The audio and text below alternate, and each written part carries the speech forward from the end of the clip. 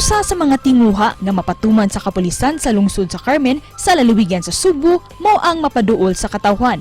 Hinungdan nga milusad og kapihan nga programa ang hepe sa Carmen Police Station nga si Police Major Eric Gingoyon. Ug aron nga mas mapalambo pa usab ang relasyon tali sa kapulisan ug sa komunidad, nagtukod usab sila og laing programa nga gitawag og Tindahan Mo Ablihan ni Chief. Ug kung unsa gyud ka kining duha ka programa atong sayran pinagi sa tong pagiginabi kang Police Major Eric Gingoyon dinhi lang sa GMA Regional TV Live. Kapuso day talag sa unog makapabilib na sab nga programa nga gihimo sa kapulisan sa Carmen ug atong makauban karong buntaga ilang hepe Police Major Eric Gingoyon. Mayong buntag ug maupay na aga Major Gingoyon. Welcome sa GMA Regional TV Live. We've learned sir nga namoy bag-ong proyekto diha nga kapihan sa inyong police station. Mamahimo ba nga isa-isa nimo unsay purpose ni inyong programa? May adlaw sa tuang tanan. So ang purpose nga nung gimugna na mo niya mo ang project nga kapihan sa pulis o katawhan is amo ang purpose is to amo gusto na mo i-gain ang kining full trust and confidence sa public kay bawo mo importante kayo ni ang trust and confidence sa public kay isa mo na sila sa kining vital kayo sila sa pag-solve sa crime, sa pag-suppress sa crime, sa pag-prevent sa crime.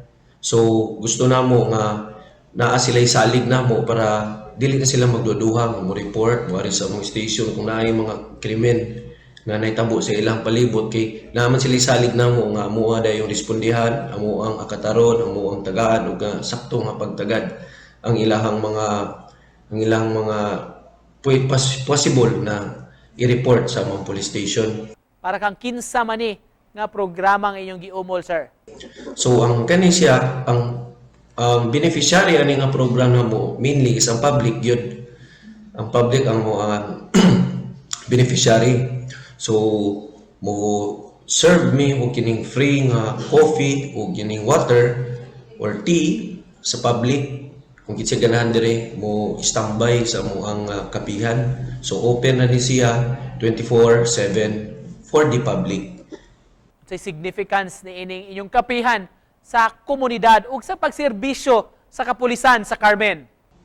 So kani siya ang significance niya sa community ug sa pagpanerbisyo sa kapulisan sa Carmen is mao to same lang ato akong i-mention earlier nga ang bonding, ang relationship sa public ug sa Carmen Police hugot, and then gusto sa namo gyud na mawin ang every hearts and minds gyud sa every Carmenanons.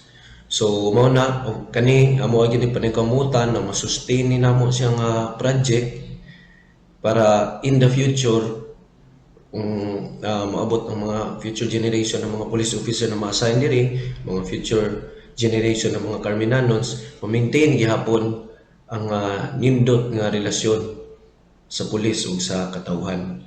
Kinsa ang mga partner, ng mga stakeholders ninyo diha sa PNP? So ang kaning mga partner dili ni siya mahimong malampuso ng amo ang project kun dili tungod sa suporta sa public.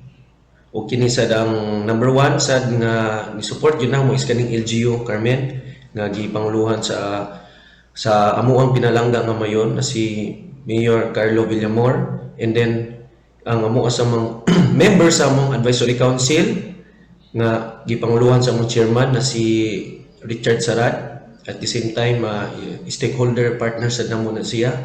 Ang iyang vice chairman pod sa advisory council si Sir Miloy Puno, at the same time stakeholder pod namo na siya, and then daghan pa sad og kining mga private na mga businessman, mga private individuals nga ni hatag sad og suporta sa Carmen Police nga mahimong malampuson kini nga mo ang project nga kapihan sa pulis o katawhan.